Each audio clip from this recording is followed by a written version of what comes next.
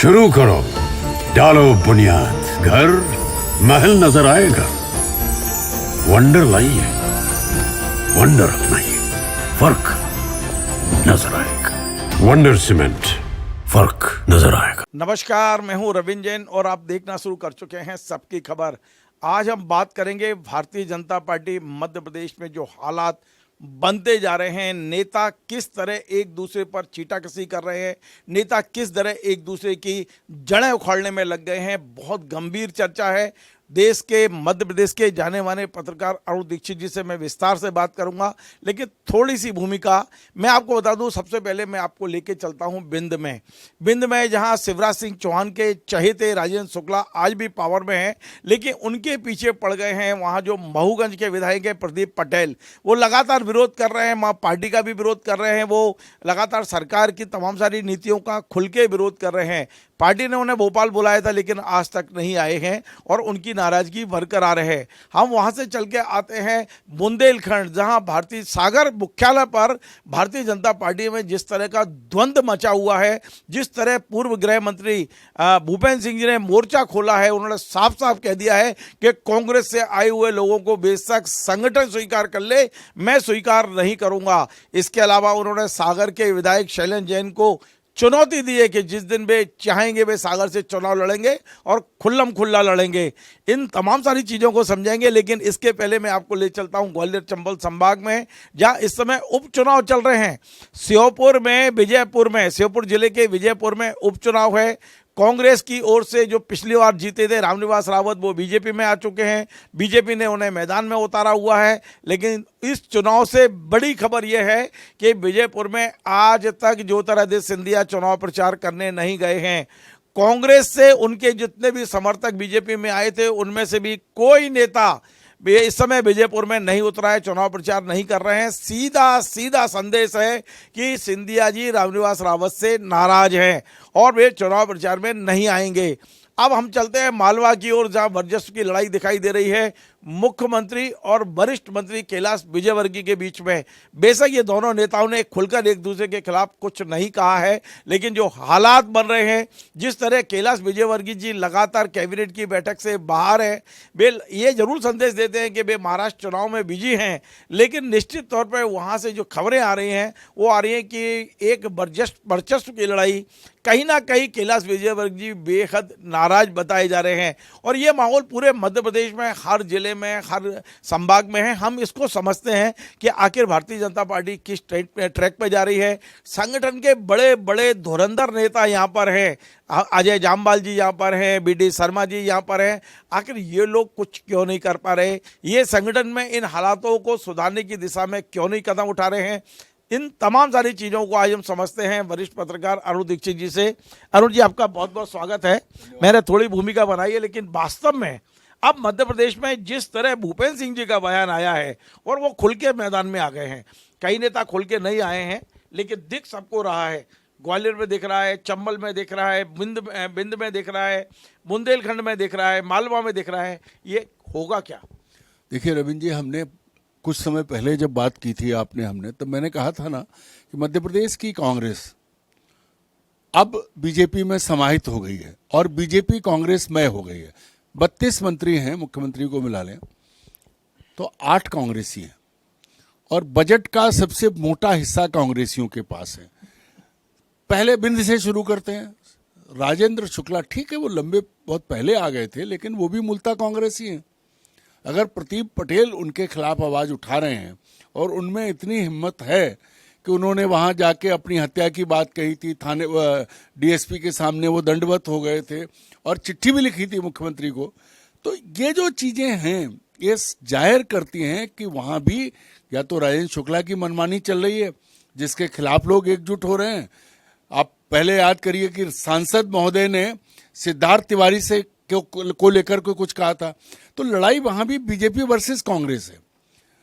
और सर, इसको यदि हम नई बीजेपी और पुरानी बीजेपी कहे तो, क्योंकि कांग्रेस से जो लोग आए वो नई बीजेपी के रूप में वहां अपना स्थान प्राप्त किया है। नहीं, इसको दूसरे ढंग से कहेंगे, मोदी द्वारा गोद लिए गए कांग्रेसी जो भाजपाई बने हैं। क्योंकि एक बात आप समझिए, पूरे देश में अब एक संदर्भ से हटके छोटी सी बात है कि प्रधानमंत्री ने 2 दिन पहले महाराष्ट्र में ये कहा था कि एक रहोगे तो सेफ रहोगे। मेरे मन में एक सवाल आता है कि वो किसके लिए कह रहे थे। एकनाथ शिंदे अगर वो एक रहते तो उद्धव ठाकरे की पार्टी में रहते, अजीत पवार अपने चाचा के साथ रहते तो अपनी पार्टी में रहते। तो प्रधानमंत्री ने उन्हें संदेश दिया है कि एक रहोगे सेफ रहोगे, क्योंकि आज पूरी कांग्रेस के गद्दार, कश्मीर से कन्याकुमारी तक और कच्छ से लेकर तवांग तक, सारे गद्दार कांग्रेसी, जिन्हें मैं नहीं कह रहा ये बात, ये पूरे कांग्रेसी नेतृत्व कह रहा है, बिके हुए गद्दार जो हैं वो सब कहाँ खड़े हैं? बीजेपी में हैं। तो जब गद्दारों के साथ बीजेपी चल रही है, फिर एक रहने का संदेश किसको दे रही है? तो यही स्थिति यहां हो रही है। कांग्रेस अपने गद्दारों से परेशान थी, अभी भी गद्दार तैयार बैठे हैं। इनकी ये है कि देश की जनता को कहते हैं कि एक रहेंगे सेफ रहेंगे, और नेताओं को खरीद रहे हैं। उमंग सिंगार ने अभी कहा है कि मुझे 50 करोड़ का ऑफर मिला था। तो जो केंद्रीय नेतृत्व है, असल बात यह है कि बहुत गंभीर बात है कि बीजेपी का केंद्रीय नेतृत्व अपने कार्यकर्ता, अपने नेताओं को कुत्ता बिल्ली से ज्यादा नहीं समझ रहा है। कहीं उनको नहीं पूछा जा रहा है, उन्हें उनको राय में लिए बिना फैसले हो रहे हैं जो दिल्ली कह देती है। और इसका सबसे बड़ा उदाहरण मध्य प्रदेश, छत्तीसगढ़ और राजस्थान के मुख्यमंत्री है, जो उन्होंने तय किया कर दिया। तो स्वाभाविक है रवीन जी कि जिन लोगों ने, मध्य प्रदेश तो बीजेपी की नर्सरी है, संघ की नर्सरी है, जिन्होंने अपने जीवन का बड़ा हिस्सा दिया, 10 साल कांग्रेस के जब थे, दिग्विजय सिंह जब थे तब जो लड़े, पिछले 20 साल से वो मलाई काट रहे हैं। ऐसा नहीं कि उन्होंने सबकी हैसियत बदली है। कि अगर आप देख लें, भाजपा नेता 20 साल में जितने धनी मध्य प्रदेश में हुए हैं, शायद दूसरे राज्यों में भी उसी तरह से उनका रेशियो बढ़ा होगा। तो अब तकलीफ होना स्वाभाविक है, क्योंकि हिस्सा बांटने के लिए कांग्रेसी आ गए, और कांग्रेसी इस मामले में एक्सपर्ट हैं। उन्हें पता है कि कैसे कमाना है, क्योंकि उनको सिवाय कमाने के कुछ आता ही नहीं है। अब सबसे बड़ा सवाल सागर में यह है कि भूपेंद्र सिंह बोले, भूपेंद्र सिंह को नीचा कौन दिखा रहा है? कांग्रेस नहीं दिखा रही है, मध्य प्रदेश की सरकार, मुख्यमंत्री मोहन यादव है। मोहन यादव ने जो निर्देश दिए हैं, क्योंकि अब अगर ऐसा होता तो वो मंत्री बनते, गोपाल भार्गव मंत्री बनते। पूरे सागर के जो दिग्गज नेता हैं उनमें किसी को नहीं लिया गया। लिए कौन गए? गोविंद सिंह राजपूत। वो गोविंद सिंह राजपूत जिन्होंने तरह तरह के रिकॉर्ड बनाए हैं। एक सुप्रीम कोर्ट की एसआईटी उन पर बनी हुई है, उनका नाम नहीं है, लेकिन मान सिंह पटेल की गुमशुदगी में। और सबसे मजेदार बात है कि बुढ़ापे में दहेज उन्हें मिला है, उनके साले ने खरीद के जमीन दी उन्हें। तो चर्चा में तो वैसे ही रहते हैं। अब उन्हें मौका मिला है, क्योंकि पहले जब वो कांग्रेस से बीजेपी में आए थे तब भूपेंद्र सिंह ने उनको खूब दबाया।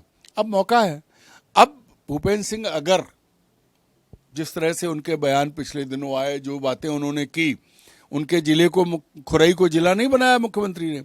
मैं तो उन्हें भी चुनौती देता हूं कि अगर इतना आत्मसम्मान का भाव आपके भीतर है और आप अपने प्रदेश, अपने क्षेत्र की जनता के लिए हैं, तो दीजिए इस्तीफा और खड़े हो जाइए सामने। छोड़ दीजिए भारतीय जनता पार्टी की विधायकी और कहिए मैं आपके साथ हूं, जनता आपके साथ रहेगी, संदेश जाएगा। लेकिन बीच में प्रवोक करने वाले उत्तेजक भाषण दे लेने से कुछ होने वाला नहीं है, क्योंकि आप कुछ कर नहीं पा रहे हो। ये ठीक है कि पूरी कांग्रेस के प्रमुख लोग वहां पर उस क्षेत्र में आए हैं। आप शैलेंद्र जैन को चुनौती दे सकते हैं, लेकिन अमित शाह जो जैन है उन्हें चुनौती दीजिए ना, तो मजा आएगा कि किसी को भी उतारिए, मैं लड़ूंगा।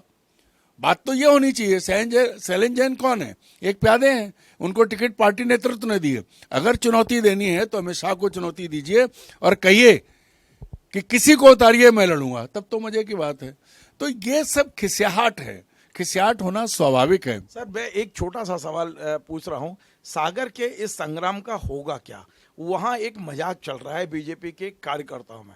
उनका कहना है कि हमारे यहाँ तो फुटबॉल का मैच चल रहा है, सारे 11 खिलाड़ी, मुख्यमंत्री कैप्टन है और 11 खिलाड़ी सीटी पर चल रहे हैं और गेंद बने हुए हैं भूपेंद्र सिंह जी, सब मिलकर भूपेंद्र सिंह जी के खिलाफ मुहिम चला रहे हैं। भूपेंद्र सिंह जो हैं फुटबॉल नहीं बने हुए हैं। फुटबॉल बने होते क्योंकि भूपेंद्र सिंह ने जब तक शिवराज सिंह 17-18 साल थे उनका भाषण सुना है कि वो वहाँ कैप्टन हुआ करते थे। हाँ, मैं सांसद बना, मैं विधायक बना, मुझसे कहा गया। तो मैंने जो भाषण सुना मंच से, उससे इतना दिख रहा था कि वो पार्टी पर ये एहसान बता रहे थे कि मैं लड़ रहा था, जैसे भारतीय जनता पार्टी कुछ नहीं है। भारतीय जनता पार्टी की वजह से अगर वो नहीं थे, अपने वजह से थे, अपने बूते पर थे, तो फिर उनको तत्काल छोड़ के खुरई के लोगों के साथ खड़े होना चाहिए और इंडिपेंडेंट चुनाव लड़ना चाहिए और ये बताना चाहिए कि मैं हूं। उसके बाद पार्टी को ये समझ में आएगा कि जो जमीनी नेता कार्यकर्ता है उनका अपमान नहीं करना चाहिए। ये बहुत भला करेंगे पूरे देश के भाजपा कार्यकर्ताओं का कि अगर भूपेंद्र सिंह इस्तीफा देके और खुरई की जनता के बीच जाएंगे और उसके बाद चुनाव लड़ेंगे, तो इससे पूरी पार्टी का भला होगा। और मुझे लगता है कि इससे अजय विश्नोई भी खुश होंगे, सीतारमण शर्मा भी खुश होंगे, जयंत मलैया भी खुश होंगे। बड़ी लंबी फौज है, बहुत लंबी फौज है भाजपा नेताओं की जो बहुत खुश होंगे और वो इनको नेता मान लेंगे। सुओ मोटो ये नेता बन जाएंगे। जैसे शिवराज सिंह दिल्ली से थोपे गए थे, मोहन यादव दिल्ली से थोपे गए हैं, इनको किसी ने नेता नहीं माना। भूपेंद्र सिंह अगर बहुत बढ़िया मौका है उनके सामने कि वो खड़े हों, इस्तीफा दें और फिर अपने दम पे चुनाव लड़े, तो इससे अमित शाह और नरेंद्र मोदी को मैसेज जाएगा। शैलेंद्र जैन को धमकाने से या मोहन यादव को अप्रत्यक्ष संदेश देने से क्या हुआ कि मोहन यादव ने पूरी टीम लगा दी है, वहां कुछ नहीं हो रहा है, खिसियाट है, अपमानित तो हो रहे हैं। तो अब करें क्या? एक ही तरीका है उनके पास, राजपूती शान दिखाएं, छोड़ें और खड़े हो जाएं। चलिए मैं आपको थोड़ा ग्वालियर ले चलता हूं। ग्वालियर में विजयपुर में चुनाव है और आज जब मैं आपसे बात कर रहा हूं कुछ देर बाद वहां चुनाव प्रचार खत्म जाएगा। सिंधिया जी ना तो स्वयं गए हैं और ना ही उनने अपने किसी समर्थक को वहां जाने दिया है। इसे किस रूप में लिया जाए? ग्वालियर चंबल संभाग के होते हुए भी सिंधिया जी को बुलाया नहीं गया या वे गए नहीं, क्या लग रहा है आपको? क्योंकि नरेंद्र सिंह वर्सेस सिंधिया जी जो खाई है वो बढ़ती जा रही है। देखिए वहां भी जो बात आपने हम लोग अभी कर रहे थे, ग्वालियर संभाग में, चलिए सागर में थोड़ा कम है, बिंदी में थोड़ा कम है, लेकिन ग्वालियर संभाग में तो बिल्कुल आमने सामने, सीधी सीधी। अब याद करिए जब उपचुनाव हुआ था विधानसभा का, जिसमें हेमंत कटारे और अरविंद भदौरिया लड़ रहे थे, हेमंत कटारे चुनाव जीते थे, तब शिवराज सिंह चौहान ने गद्दार कहा था सिंधिया परिवार को। सीधी लड़ाई थी। अब उसी सिंधिया परिवार के जो बुआ ज्योतिरादित्य सिंधिया की, यशोधरा राजे सिंधिया शिवपुरी से विधायक थी, बहुत दुखी हुई थी, उन्होंने बयान भी दिया था उस वक्त। इसके बाद परिस्थितियां बदली कि वो चले गए कांग्रेस छोड़ के बीजेपी में। अब पहले ये जरूर होता था कि बीजेपी में रहते हुए सिंधिया चूंकि राहुल गांधी के मित्र भी थे तो उनकी मनमानी चल जाती थी। आप याद करो कि जब कांग्रेस की सरकार बनी थी, 1.25 साल करीब जब वो रहे, तो सारे इंपॉर्टेंट डिपार्टमेंट सिंधिया के लोगों के पास थे। सिंधिया एकदम डिफेक्टो मुख्यमंत्री की तरह ऑर्डर करते थे, चाहे कुछ भी हो। अब परिस्थिति ये बनी है कि वहां पर नरेंद्र सिंह तोमर है, वहां उस आदमी को टिकट लोकसभा का मिला जिसको सिंधिया नहीं चाहते थे, वहां सिंधिया की पसंद के टिकट भी नहीं दिए गए हैं और खासतौर पर सिंधिया अपने उन समर्थकों से तो बहुत नाराज रहते हैं, हो जाते हैं, चूंकि स्वाभाविक है, महाराज हैं वो, जो उनके साथ नहीं चल रहे हैं। तो रामनिवास रावत उनके साथ नहीं गए थे उस वक्त जब सिंधिया ने पार्टी छोड़ी थी। तब रामनिवास रावत विधायक नहीं थे, लेकिन वो जा सकते थे, पर वो नहीं गए। वहीं से जो नाराजगी है वो आज भी कायम है। दूसरी चीज, रावत ने कांग्रेस ज्वाइन की, छोड़ी थी किसके लिए? नरेंद्र तोमर के कहने पे, और उनके साथ खड़े हुए। बीच चुनाव में उन्होंने छोड़ा। लोकसभा में जो हुआ वो हुआ, उसका बदला तो तोमर साहब को देना है। वो आज विधानसभा अध्यक्ष हैं। उस पूरा इलाका जो है, तो एक मुरैना की दिमनी सीट से तोमर साहब विधायक हैं, वहां उन्हें अपना वर्चस्व बनाए रखना है, क्योंकि उस पूरी बेल्ट में, भिंड, मुरैना, ग्वालियर, सब जगह सिंधिया जी कहाँ से सांसद हैं? शिवपुरी से। शिवपुरी, अशोकनगर, ये अलग बेल्ट है। ग्वालियर में पूर्व सिंधिया, इनके पिताजी को भी आखिरी चुनाव जब वो लड़े थे तो 26,000 वोट से, जयवान सिंह पवैया की चुनौती 26,000 कुछ वोट से थे, जीते थे वो। तब से उन्होंने छोड़ दिया था, वो भी चले आए थे। तो आज सिंधिया जी के सामने मुश्किल यह है कि उनका जनाधार लगातार खिसक रहा है। वो जिन लोगों को अपने सामंती मानसिकता में, जैसे अपने दरबारियों की तरह ट्रीट करते थे, उन्होंने उनका साथ छोड़ा है। और सबसे प्रमुख जो थे वो थे रामनिवास रावत। अब रामनिवास रावत का चुनाव प्रचार करने वो कैसे जाएं? मुझे नहीं लगता कि रावत सिंधिया से पूछकर बीजेपी आए, नहीं आए। तो जो परिस्थिति है वो ये है कि महाराज का ईगो हर्ट हो गया है। दूसरी तरफ उनके सामने नरेंद्र सिंह तोमर खड़े हैं। तोमर जितने कद में छोटे हैं ना, उतने ही खोटे हैं। वो अच्छों को पानी पिला चुके हैं। पार्टी में नाम नहीं लूंगा, उन्होंने पार्टी में लोग निपटाए।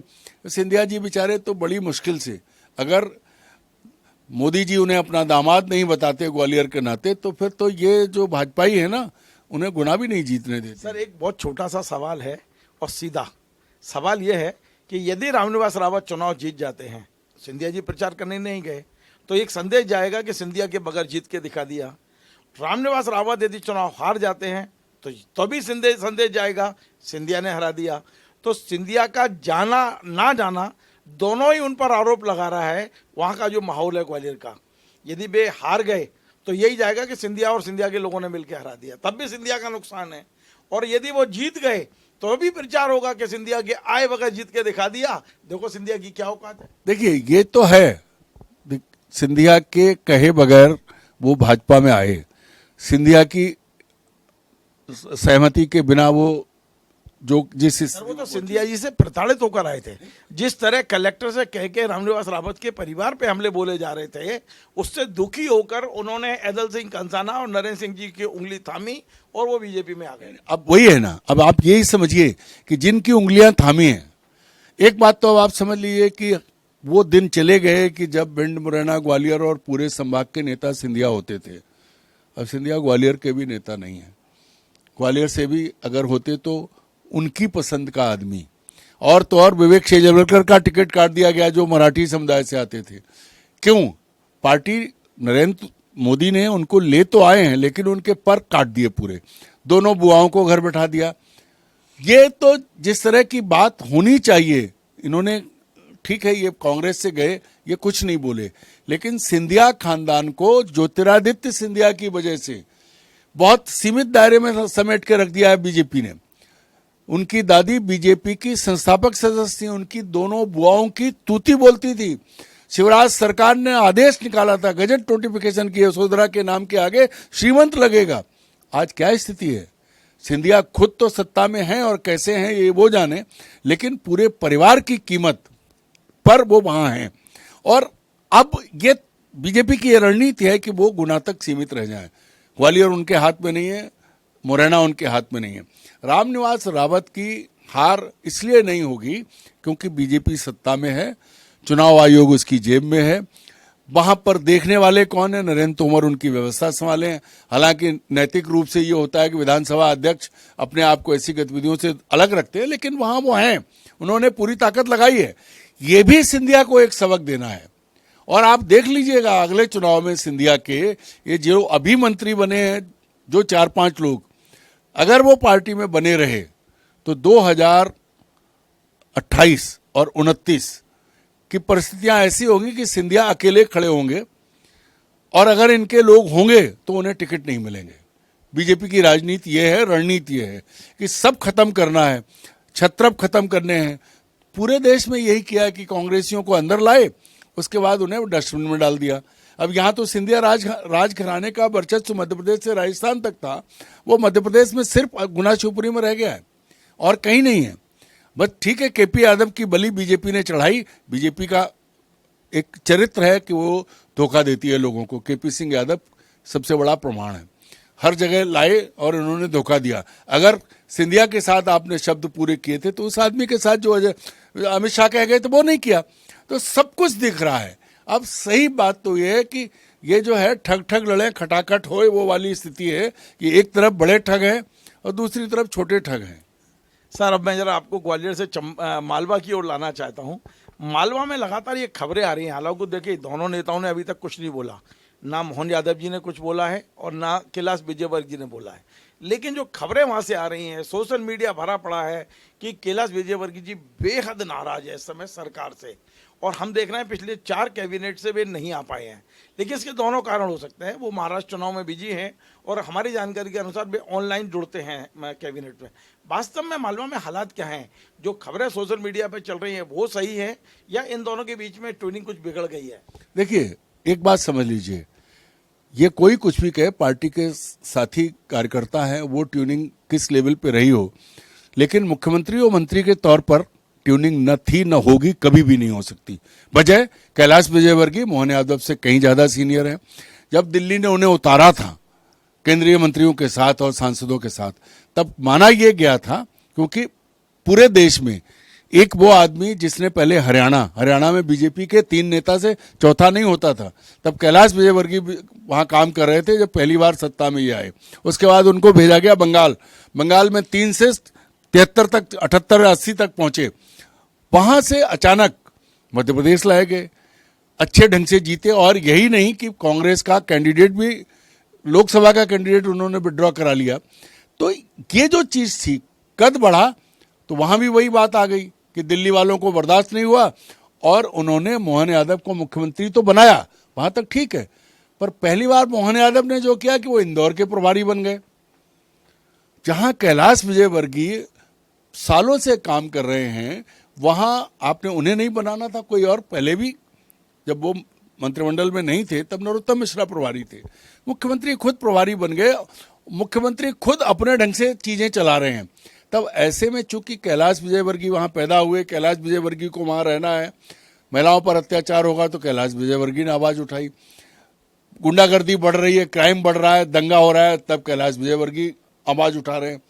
होना तो ये चाहिए कि सांप्रदायिक दंगा हुआ, मुख्यमंत्री गृह मंत्री है, जवाबदेह वो है पूरे उसमें। क्या राज्य की स्थिति क्या है? राज्य की स्थिति ये है कि अपराध कम नहीं हो रहे हैं। एक तरफ आप कहते हैं कि हम 1537 करोड़ डाल रहे हैं, दूसरी तरफ खबर आ रही है 3 साल की बच्ची के साथ बलात्कार हो रहा है। तो आप क्या कर रहे हो? गृह मंत्री भी हो, मुख्यमंत्री भी हो, आप इस राज्य को कहां ले जा रहे हो? तलवार चलाना सिखा तो रहे हैं। तलवार किसे चलाना सिखा? 5000 महिलाओं को अपनी सुरक्षा कर लेंगी वो। नहीं तो फिर मुख्यमंत्री क्यों है? क्या जरूरत है? अगर महिलाएं अपनी सुरक्षा कर लेंगी तो आप क्या सिखाओगे? वो अपने आप सीख लेंगी। फिर क्यों आप दावे कर रहे हो? ये जो विज्ञापन छपवा रहे हो, ये किस बात के लिए छपवा रहे हो? खबरें क्या हैं? आप कभी पढ़ते हैं? भाई मुख्यमंत्री बनिए। ये तो बिल्ली के भाग से छीका टूटना है कि उत्तर प्रदेश और मध्य प्रदेश में गुजरातियों की समझ में ये आ गया कि एक यादव टांग दो तो हो जाएगा। लेकिन वो मध्य प्रदेश की स्थिति अलग है। उत्तर प्रदेश के यादव ने ना लोकसभा में सुना, जवाब दे दिया, और बिहार का यादव भी दे देगा। दरअसल क्या है कि जो नए प्रयोग करना है, नरेंद्र मोदी और अमित शाह ने यह तय किया था कि बीजेपी की पूरी लीडरशिप को खत्म करके, जो स्थापित नेता हैं पूरे देश में, उनको खत्म करके अमरवेल टाइप के परवच्छी नेता तैयार करने हैं, जो दूसरे के ऊपर टंगे रहते हैं और फलते फूलते रहते हैं, जिनकी अपनी कोई जमीन नहीं होती है। वही है मोहन यादव की। अगर ऐसी हैसियत है तो मोहन यादव को निकाल के जाइए, लालू यादव के खिलाफ चुनाव लड़ाइए, तो समझ में आएगा कि ये यादव है। लेकिन प्रयोग कर लिया आपने, और कर क्या रहे हैं? ये ठीक है कि मध्य प्रदेश में कांग्रेस की दुर्गति है, लेकिन उसके बाद भी जो चुनाव परिणाम आए थे, चाहे वो लोकसभा के हों चाहे वो विधानसभा के हों, वो ईमानदारी के परिणाम नहीं थे। वो ठीक है, आप जीत गए। आप जीत हमेशा भव्य हो, चाहे वो तिकड़म और जुगाड़ से हो या पराक्रम से हो, तो आप चुनाव जीत गए, आप देश के प्रधानमंत्री बन गए हो, बहुमत नहीं है आपके पास। और आप अपना मैसेज देने की कोशिश जो करते हो, उस मैसेज में एक हो तो सेफ रहोगे। एक कौन? एक अकेले एक नरेंद्र मोदी सेफ है, बाकी कोई सेफ नहीं है। तो यहां भी सबको, जिनकी बात की आपने, बात चाहे सिंधिया की हो, बीजेपी में चले गए पर मान नहीं है उनका। राजेंद्र शुक्ला कांग्रेस से बीजेपी में आ गए हैं, लेकिन उनके सामने बीजेपी समस्या खड़ी कर रही है। कैलाश विजयवर्गीय ताकतवर, मजबूत, स्थापित नेता, जो कहा उनसे वो करके दिखाया, उनको आप अपमानित कर रहे हो। भाई नई परंपरा क्या? मुख्यमंत्री तो पूरे प्रदेश का है, क्यों प्रभारी बने? और उसके बाद क्या हो रहा है वो भी देख लो आप। तो बीजेपी के भीतर ये जो परजीवी हैं, या आप जो कहिए कि कांग्रेस एक मोदी बीजेपी है जिसमें सारे कांग्रेसी हैं, एक ओरिजिनल बीजेपी। अब ऐसे इसकी व्याख्या की जा सकती है कि मोदी बीजेपी उछलकूद कर रही है, और जो ओरिजिनल बीजेपी है, जो अटल बिहारी वाजपेयी, अडवाणी जी, राजमाता सिंधिया, मुरली मनोहर जोशी, इनकी बीजेपी है, वो तड़प रही है और वो छटपटा रही है। और बहुत जल्दी, चाहे वो भूपेंद्र सिंह की आवाज हो, चाहे प्रदीप पटेल की आवाज हो, चाहे कैलाश विजयवर्गीय की आवाज हो, ये आवाज इकट्ठी होकर दिल्ली तक पहुंचेगी जरूर। और अगर नहीं पहुंची तो अगला चुनाव आते आते आप देख लीजिएगा, भले ही चुनाव आयोग खुल के इनके साथ चला जाए, लेकिन बीजेपी ही हरा देगी। सर, एक आखिरी सवाल और है मेरा, और वो सवाल ये है कि इन तमाम सारे हालातों में मध्य प्रदेश के संगठन जो अध्यक्ष हैं बी डी शर्मा, उन्होंने चुप्पी साध ली है, वो निर्विवाद बिल्कुल अलग शांत। यद्यपि ये बात भी सही है कि अब चूंकि निर्वाचन प्रक्रिया शुरू हो चुकी है संगठन में, तो अध्यक्ष तटस्थ भाव रख लेते हैं, लेकिन संगठन के मामले में वो बहुत ज़्यादा एक आध दो छोटे मोटे बयान देने, कार्यकर्ताओं के बचाव करने के अलावा वे इन तमाम सारे हालातों को ठीक करने की दिशा में कोई ठोस कदम नहीं उठा रहे। देखिए, मैं मानता हूं कि विष्णुदत्त शर्मा बहुत समझदार हैं और उन्होंने जो रणनीति अपनाई है वही उनके लिए हितकर है कि जब दिल्ली के इशारे पर उछल कूद हो रही है, अगर ऐसा नहीं हो रहा होता तो अब तक भूपेंद्र सिंह बाहर हो जाते, तो फिर बीडी शर्मा अपनी टांग क्यों अड़ाएं? होने दो, जो हो रहा है वो अकेले जिम्मेदार नहीं है, क्योंकि विधायक के लिए वो जिम्मेदार नहीं है, मंत्री के लिए वो जिम्मेदार नहीं है, सांसद के लिए वो जिम्मेदार नहीं है। भाई, सांसद, रीवा के सांसद ने झगड़ा कराया, रीवा के विधायक से हुआ है, यहाँ जो हैं वो विधायक महोदय कर रहे हैं, तो बीडी शर्मा मौन होकर जो देख रहे हैं उनके लिए सबसे सुखद यही स्थिति है, इसलिए उन्होंने बहुत समझदारी का परिचय दिया है।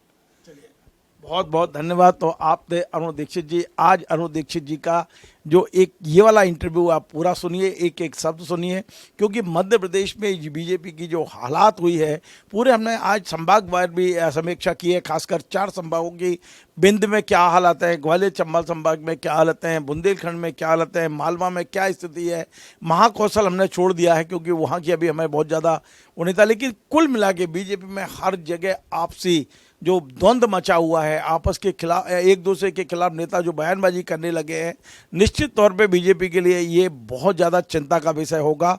लेकिन जिस तरह बीडी शर्मा ने चुप्पी साधी हुई है, ये भी रणनीति का एक बहुत बड़ा हिस्सा है। जैसा कि अरुण जी ने कहा है कि सब कुछ जब दिल्ली के इशारे पे हो रहा है तो स्थानीय लोग क्यों अपनी टांग अड़ाएं। भारतीय जनता पार्टी में जो कुछ अभी चल रहा है वो निश्चित तौर पे बहुत ज़्यादा चिंताजनक है।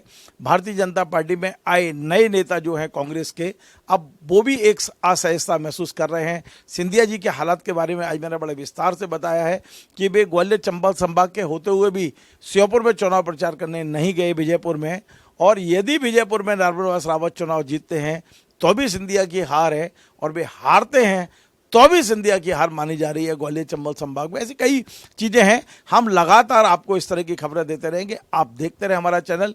यदि आपको हमारी इस तरह की खबरें पसंद आए तो आप इसे शेयर करें, लाइक करें, कमेंट करें, और आपसे बार बार निवेदन है हमारे इस चैनल को सब्सक्राइब अवश्य करें। धन्यवाद। शुरू करो, डालो बुनियाद, घर महल नजर आएगा।